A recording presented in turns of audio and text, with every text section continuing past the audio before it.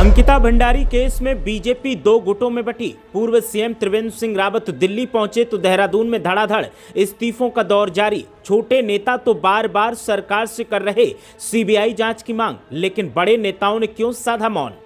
अब तक पार्टी में करीब आधा दर्जन से ज्यादा नेताओं ने लिखा सीबीआई जांच के लिए खत और कई नेताओं ने दिया इस्तीफा। जिला पंचायत सदस्य और जिला महामंत्री भी शामिल, लेकिन जिनसे इस्तीफे या जांच की उम्मीद वो सिर्फ मांग रहे सबूत, गोलमोल जवाब और बोल रहे बेतुकी बातें। क्या ऐसे अंकिता भंडारी को इंसाफ मिलेगा? कथित ऑडियो की जांच नहीं, आरोप लगाने वाले मस्ती मार रहे। अंकिता का परिवार उम्मीद में सीएम की तरफ टकटकी लगाए देख रहा और सरकारी मंत्री, प्रवक्ता, अधिकारी बस बयान देकर पल्ला झाड़ रहे। देखिए अब तक किस किस ने इस्तीफा दिया।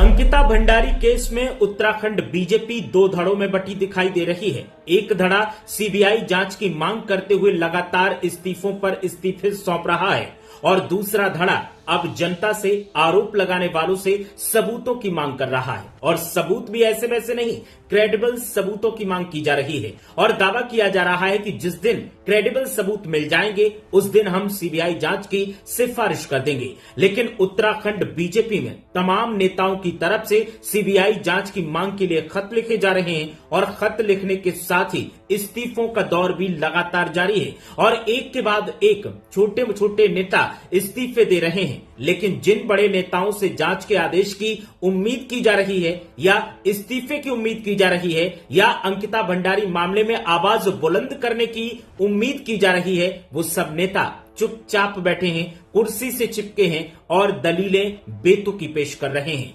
उत्तराखंड में अब तक तमाम नेताओं ने इस्तीफे सौंपे हैं और जिन जिन नेताओं ने इस्तीफे सौंपे हैं और क्या क्या बातें कही हैं, आज हम उनके बारे में बात करेंगे। साथ ही बात करेंगे पूर्व सीएम त्रिवेंद्र सिंह रावत, पूर्व विधायक और मंत्री विजया वर्तवाड़ की, जिन्होंने खत लिखकर सरकार से सीबीआई जांच की मांग की और मांग करने के साथ ही पार्टी की छवि पर बट्टा लगाने का काम करने वाला आरोप भी लगाया। ये मामला लगातार पार्टी की छवि को बदनाम करने का काम कर रहा है। लेकिन सबसे पहले शुरुआत करते हैं कि इस मामले में इस्तीफों का दौर कब शुरू हुआ।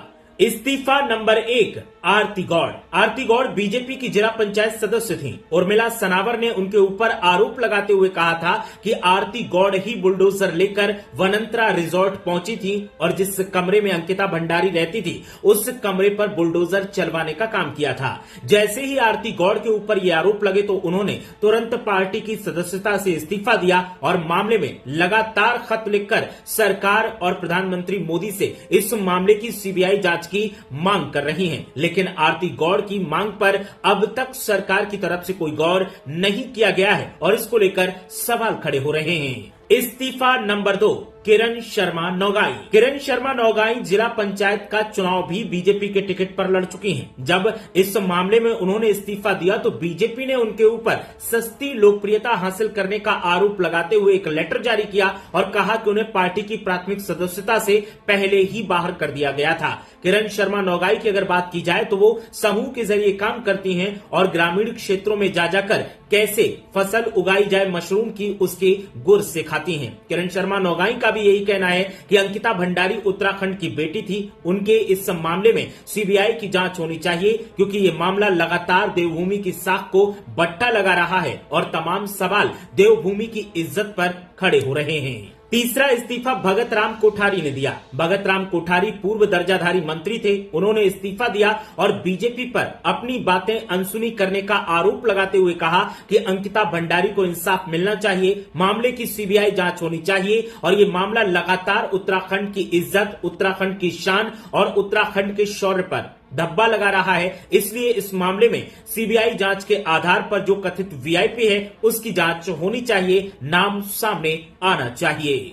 इस्तीफा नंबर 4, अंकित बहुखंडी। बीजेपी युवा मोर्चा के महामंत्री अंकित बहुखंडी ने भी इस्तीफा दिया और मामले में सीबीआई जांच की मांग की। उन्होंने यमुकेश्वर की विधायक रेणु बिष्ट पर भी आरोप लगाए और कहा कि बीजेपी में और विधायक के सामने उनकी बातें नहीं सुनी जाती हैं। विधायक महोदया पर अब तक अंकिता भंडारी मामले में कोई कार्रवाई नहीं हुई, जबकि उनके ऊपर आरोप लगता है कि उन्होंने बुलडोजर चलवाया था और सबूतों को नष्ट करने की कोशिश की थी। अंकित बहुखंडी ने इन आरोपों के साथ कहा कि अंकिता भंडारी को इंसाफ मिलना चाहिए। वो उत्तराखंड की बेटी थी और मेरी बहन थी और मैं अंकिता भंडारी के लिए सीबीआई जांच की मांग करता हूं और अपना इस्तीफा भी पार्टी को प्रेषित करता हूं। इन 4 नेताओं ने तो इस्तीफा दिया, लेकिन पूर्व मुख्यमंत्री और हरिद्वार से सांसद त्रिवेंद्र सिंह रावत ने इस मामले में बयान देते हुए कहा कि किसी को भी मनमानी करने की छूट नहीं होनी चाहिए, चाहे मेरा बेटा हो, चाहे मेरा भाई हो या फिर कोई बड़ा नेता। अगर आरोप लगे हैं तो उस नेता के खिलाफ जांच होनी चाहिए। अंकिता भंडारी को इंसाफ मिलना चाहिए।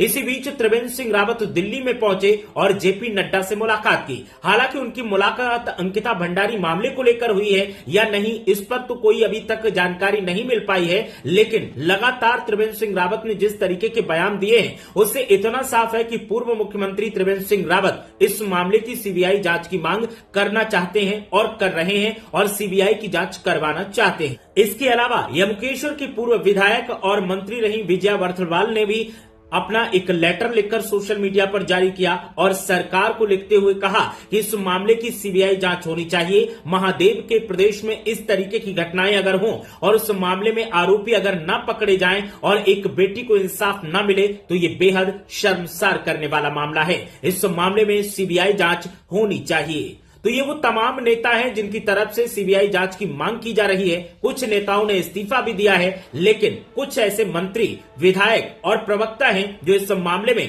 आरोप लगाने वालों से सबूत मांग रहे हैं, क्रेडिबल सबूत मांग रहे हैं और दलील दे रहे हैं कि जिस दिन क्रेडिबल सबूत मिलेगा हम जांच करवाएंगे। लेकिन सबूत लाएगा कौन, ये सबसे बड़ा सवाल है। और जब से ये सबूत मांगने वाला वीडियो सामने आया है उसके बाद से भी उत्तराखंड की राजनीति में हंगामा मचा हुआ है।